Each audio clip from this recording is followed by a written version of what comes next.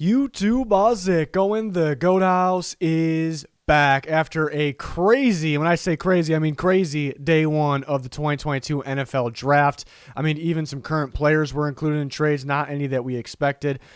Just pure madness. If you joined us live, I appreciate you very much. In this video, talking about winners, losers, basically. Going to go over questionable moves, interesting moves, best value picks, and then I have 4, plus an honorable mention, big winners on day one here at the end of this video. We got a lot more to come, even covering tonight's action as well, a day 2 mock. We're going to break that down in a second. Like, subscribe, turn notifications on so you don't miss a thing here. We got you covered. Follow our Twitter. Link in description and comments for anything you need there. Here's kind of our schedule. So you saw Thursday. We already were live. Appreciate you for joining. Day 1, winners, losers. That's right now. Friday, we'll grade every first-round pick in a video tomorrow early on. I'll have a day 2 mock. Rounds 2 and 3. There'll be a video live analysis for every pick on our Twitter. I'll break down all my thoughts for every pick. So join us on Twitter. Day 2 winners and losers video, just like this one, but it'll be tomorrow night. And the same thing pretty much on Saturday, including an undrafted free agency signing video that we do every single year. So questionable moves here. I got quite a few of them here. Scoot up a little bit. The Texans taking Stingley and Green. Like, at the end of the day, the Texans got better. We heard some news that they might take Stingley at 3. Didn't think they would do it. They did it. You know, I think if you kind of change your mind after we heard this news that Stingley might be taken, before then, I think we all agree it's a little early. It's kind of a boom or bust prospect. Now, if he plays like where he was when he was a freshman, fantastic. Has been injured. Took a step down as well. But a very solid player, a top 10 worthy player. I think what else is on the board, I think it's a little early. I think it's a little bit of reach. They still got a very good player. Lovie Smith's scheme in the past hasn't really valued corners, even though he was kind of talking like he was going to value the corners. Why not Ahmad Gardner? I thought he would fit the Tampa 2 a little bit better than Stingley. But, taking Stingley over Gardner isn't the worst thing in the world. Obviously, you still got a very good player in Stingley. And they take Kenyon Green, which... the good news, and that's why I put questionable. These aren't like loser moves or anything like that. The Texans got better. Kenyon Green, they took a little bit early, but there was a pretty big cutoff on guards after Green and Zion Johnson. They did trade back and get some more picks, so I do. That trade itself was pretty good. What they got for moving back 2 picks, pretty good value in return. So that's the positive there for the Texans. Just kind of the questionable. I think if I would have mocked them Stingley at 3 and Kenyon Green with their second pick there, I think people are like, no way the Texans do that. Those are both reaches, so maybe a little bit. The Vikings trade was interesting. One thing trading all the way down to 32, which maybe you don't feel great about, but that's one thing. The value in return. I thought the Lions got extremely good value in return on that. The Vikings, we're used to the Vikings trading down before under Rick Spielman. We're just used to them getting pretty damn good value in return when doing it. This was kind of the opposite. Going from 12 to 32, usually teams give up a future first in that. Maybe this wasn't the draft to do that, but not only that, they usually give up equal to that value, and the Vikings actually gave up more value. If you look at the picks, and they'll pick early on day 2. They gave up their second-round pick, though, too. The value just did not match up at all for moving back from 12 to 32, passing on Kyle Hamilton, Jameson Williams, perhaps. Lewis Seen, I think, is a really good fit. I've talked about that in the past. I think it's a really good fit. Overall, I like Seen for them. It's just with that value of that trade, and then I guess questionable having Seen graded ahead of Hamilton, perhaps, it looks like what they did. So the Commanders took Jahan Dotson at 16. He was getting some late first-round buzz. A lot of people felt better with him early second because he's a little undersized. What we'll be able to do after the catch with that build. I think they wanted Drake London, which is kind of the opposite of Dotson, so I could be wrong. And then they moved back, so at least they traded down and got some picks, so there's some positive there. Get more picks. That's the positive because you lost picks with Wentz. You gained some back here. Get your receiver somewhat similar to McLaurin, so kind of need some size in there, but you have McLaurin and Dotson, you get better at receiver. It did feel like a bit of a reach, even though I thought Dotson was underrated. Very questionable. The stunner, if you watch this live, Pete, who's with us, he's a big Titans fan. He left the room. He was very upset with this one. And I was kind of just speechless. I didn't really know I was thrown off for picks and picks. There was some crazy picks and trades going on, and I was still thrown off from this. Just never would have thought the Titans would have traded A.J. Brown. I felt like they traded him for – they got 2 picks. They got the 18th pick, but I thought it was undervalued. I thought it was kind of a panic. Hey, we probably can get more picks. We want this pick right now, so we got to do it right now because this is it. It felt like they weren't organized with that, and it was a little bit of a panic move. Shocking to say the least. Steelers, we knew they were going to take a quarterback because they had their selection of all the quarterbacks, and they take Pickett, and a lot of people do like Pickett. A lot of people think he's the most pro-ready. And I could agree with that. I'd argue Ritter pro-ready. Not that they should have taken Ritter. I'm not saying that. I'd argue Pickett or Ritter probably most pro-ready. So I understand that. Steelers are trying to win now. First off, he better start. If you're not going to go for the upside guy in this draft, which you should still, no matter what, and you take the pro-ready guy and he doesn't start over a Mitchell Trubisky, ooh, I want to come back and bash the Steelers for that one. That might be the worst thing of all time. So they better start him. Even though I don't love Pickett at 20, they freaking better start him because that's questionable. But they get the hometown kid, I guess, coming from Pittsburgh. And Steelers, did they get better at quarterback here? I guess they got a 3-man battle. But Pickett better start. And people were convinced Malik Willis is, the Steelers board is Malik Willis. We heard this since the Senior Bowl, and people were so damn confident with it, and that, and it was almost like, yeah, they might not be able to get him. They'd have to trade up. So, hey, Pickett's probably their number 2 quarterback. And then this last week we heard actually no, they were very into Ritter. They had Mike Tomlin had dinner with him, and then Matt Corral is all of a sudden ahead of Pickett on their board. Obviously smoke, but I think people were talking themselves, fans talking themselves to all the other guys, and then they end up with this guy. So I'm guessing those people aren't happy. But maybe there's a lot of Pittsburgh fans in general that are happy with Pickett. He had a really good year. Could put them, that's the tricky part because you draft the win now. You draft the pro-ready guy almost to be win now, but are you really win now with Kenny Pickett? A little questionable. And you had your first selection there. The Cardinals traded a first for Hollywood. They did get a 3rd back, but they traded the 23rd overall for Hollywood, who's been up and down. Sure, he fits with Kyler. Sure, he has that speed. Sure, he can fit the Cardinals offense.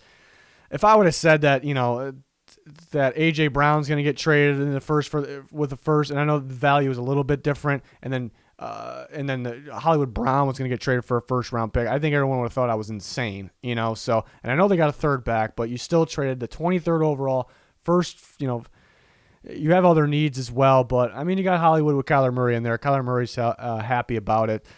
Just a little questionable. I never would have thought the first-round pick would have been out because of that. Just really wouldn't have thought it. Cowboys taking Tyler Smith at 24. We heard about Tyler Smith going in the end of the first. It's not the end of the world taking him around this range. I just don't love what happened with the Cowboys. Multiple things. They move on from La'el Collins, which wasn't necessary. And then you hear, they love Terrence Steele. They love Terrence Steele. They love Terrence Steele, though. Questionable because La'el Collins is a lot better. But then they just draft Tyler Smith. So it's like move on from Collins when you don't have to draft Tyler Smith here. And Tyler Smith, a little bit of a project. The positive here is he could be a pretty damn good guard, and they could use him there.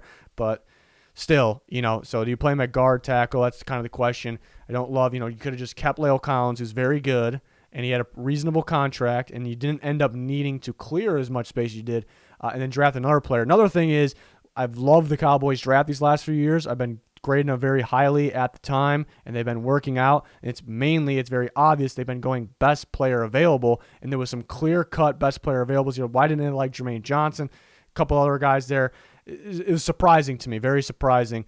The Packers not going with a receiver. We talked about the Packers don't grab a receiver. This fan base might have a meltdown here. Rodgers might have a problem. They don't do that. They get better on defense, that was for sure. 2 Georgia Bulldogs. They took one last year in the first as well. Quay Walker, who I like. I had him linebacker too, even ahead of Nakobe Dean.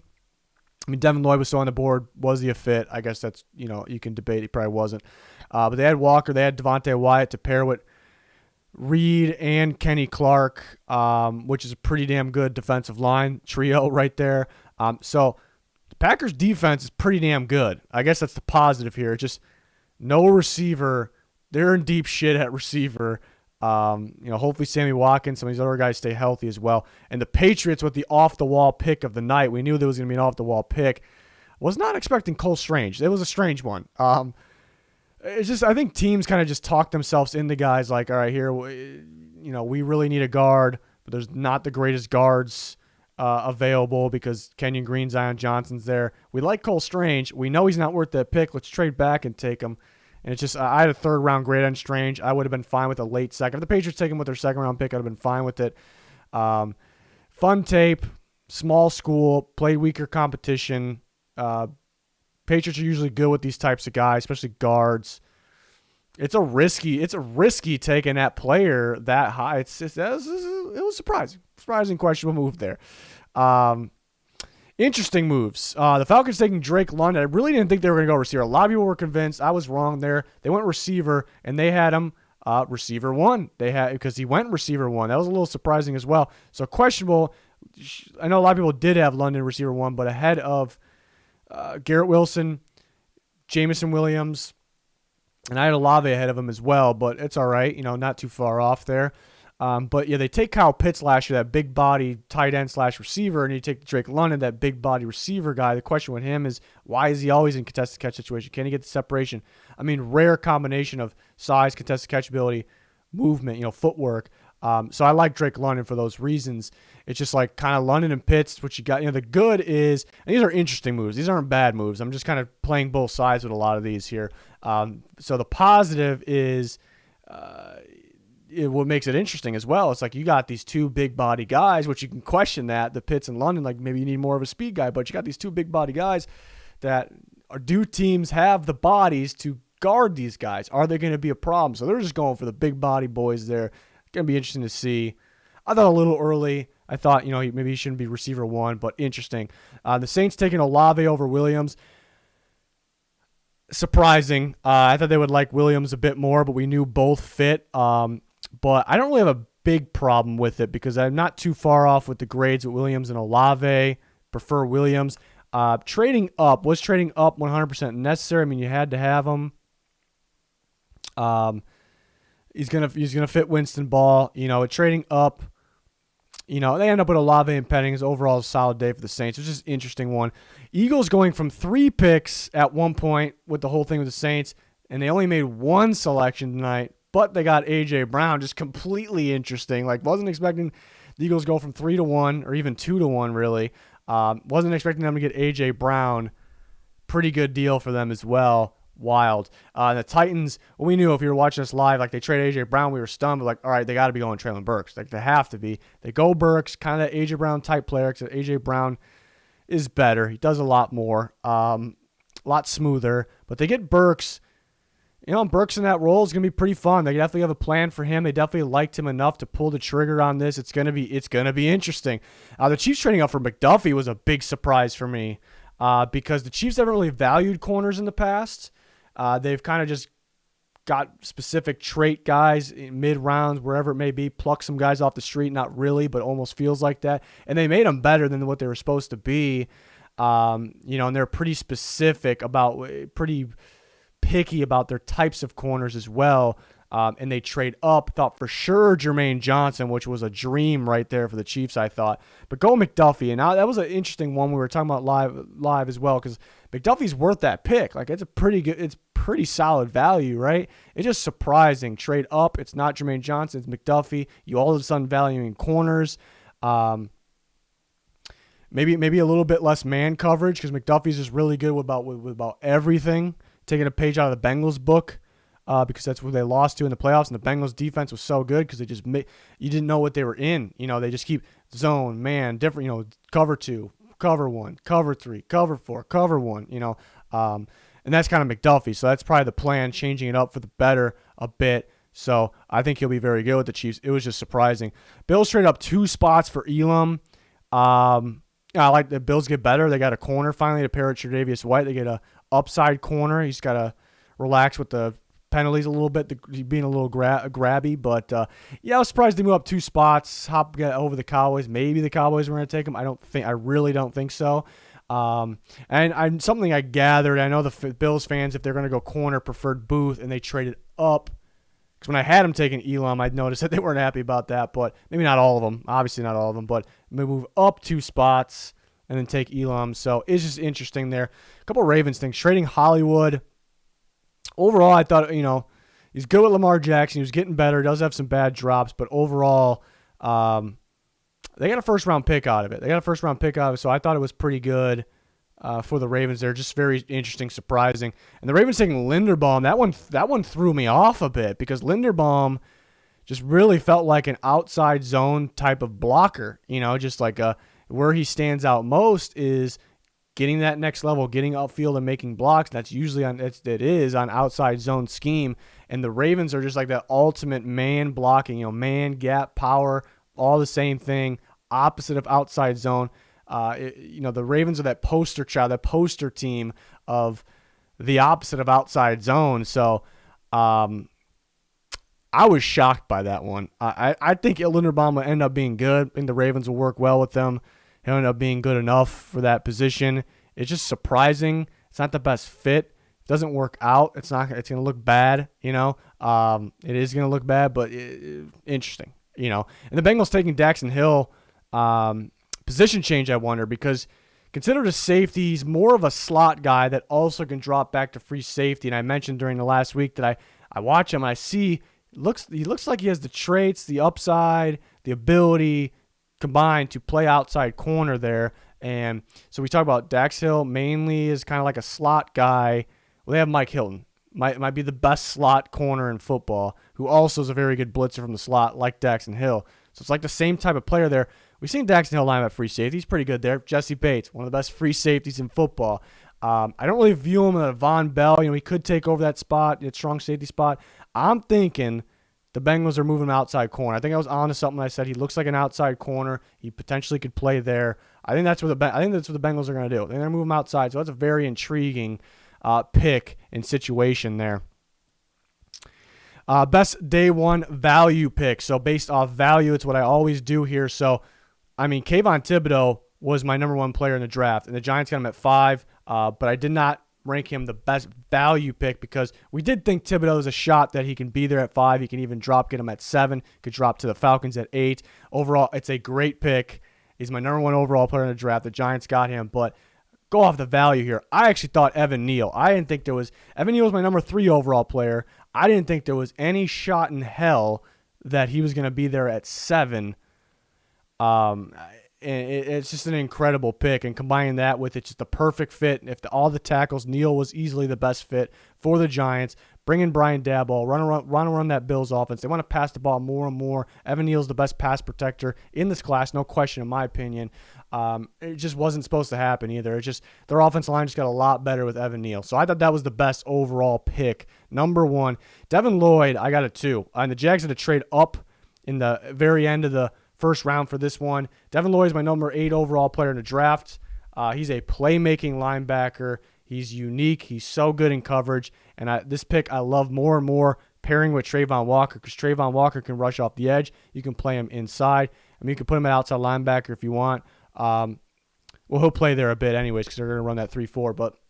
And then Devin Lloyd can play the inside linebacker spot, can cover, can blitz. He can also play off the edge. So you're going to get very, very creative with really Lloyd and Trayvon Walker, 2 guys you grabbed in this draft. So I love that. Love the idea of it. Again, Devin Lloyd is a steal at that pick, in my opinion. Absolute steal. I was a huge Devin Lloyd fan.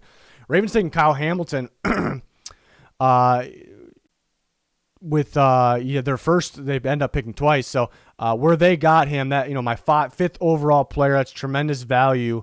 Didn't think the Ravens would end up with him too. It just didn't pop in my head at all. I don't think anybody really. So Ravens end up with him. You start to think they got Mark Sims, they got Kyle Hamilton. Both feel like free safeties. Kyle Hamilton can also come up and play slot box area. They're probably going to run some 2-man under and cover 2, which kind of like split safeties there. When they have to, they'll bring Hamilton up. It's going to be very fun to watch. Just an extremely good value pick, elite player, prospect, 5th overall. Kayvon Thibodeau is my number 1 overall player. So overall, just best player pick. This would be number 1. I'm going off the value here, though. Tremendous pick. They get my number 1 player at number 5, a need, a fit in that Don Martindale scheme. He can drop in coverage. He's very good getting after the quarterback. We thought, maybe he could be there. It's a possibility, realistic pick. It's just such a great pick, though, at the same time.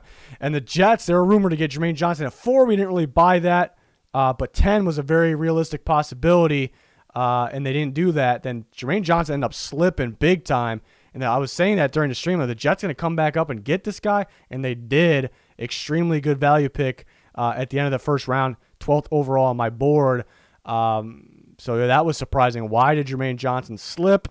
Just how the draft goes sometimes, but also, maybe a one-year wonder. Didn't really work out at Georgia. Maybe alarmed some teams, but it's a very good value pick. Went with Jameson Williams. In line to the trade way up. They won that trade in terms of value. Just didn't think they would end up with Jameson Williams. Like the Lions had to get better at receiver, but it was tough because they didn't, they weren't going to be able to get one of the top receivers because they were going to take, they ended up taking Hutchinson with their first pick. But they end up getting a top receiver in Jameson Williams. I think it's a really good pairing too. Like Chark feels like that X receiver, Monroe St. Brown, the slot receiver, then the Z receiver, Jameson Williams. It's just really meshes well together.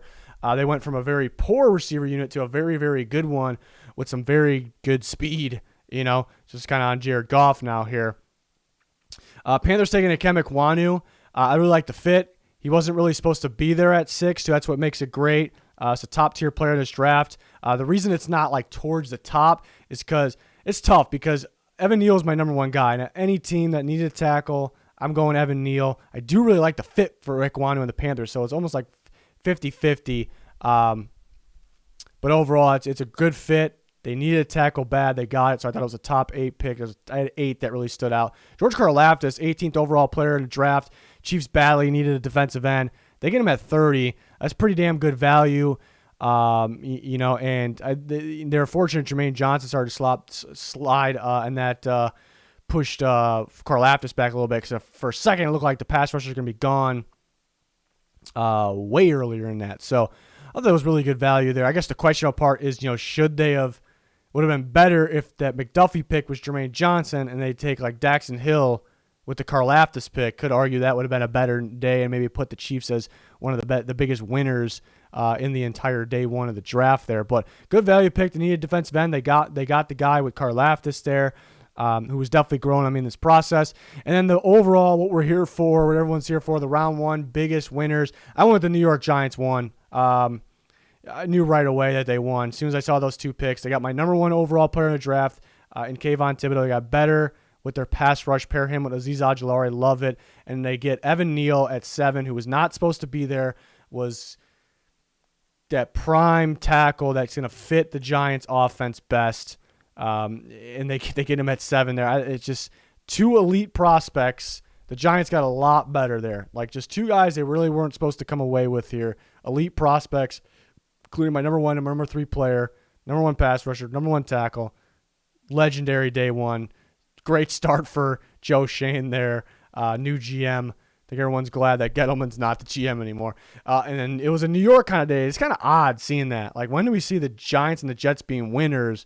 They're both the top winners here. The Jets just got what we call a haul. They get Sauce Gardner. I would have liked for them to take Thibodeau. Big Thibodeau guy. Love the fit with the Jets. They obviously didn't love it. They take Sauce Gardner, though, and best corner in the class, in my opinion. They get better at that position.